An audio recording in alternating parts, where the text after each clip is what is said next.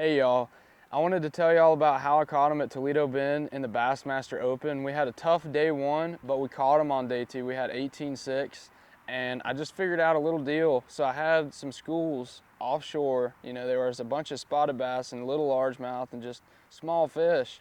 And I figured out that there was actually a lot of big largemouth in these schools. You just had to figure out how to trigger them to bite.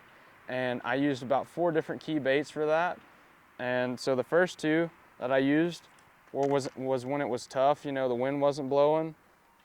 And that was the 3/4 ounce Berkley football jig and a Carolina rig with a Berkley Power Hawg on a 4/0 Spearpoint EWG heavy gauge hook.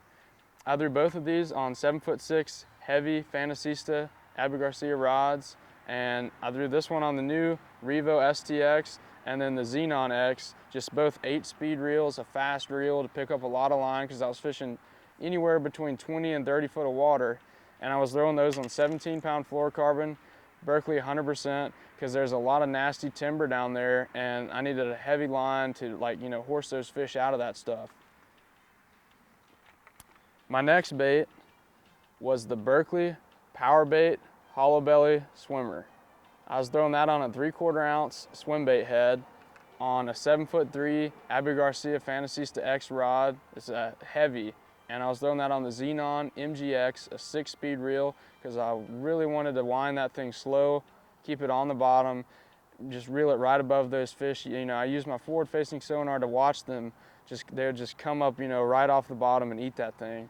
And I was throwing that on 15-pound fluorocarbon to try and help keep it down on the bottom and keep bottom contact. That was kind of a key for getting a bite on the swim bait. My last bait was a hair jig. This bait was a big key for me to get some of those bigger fish to trigger, especially on day 2.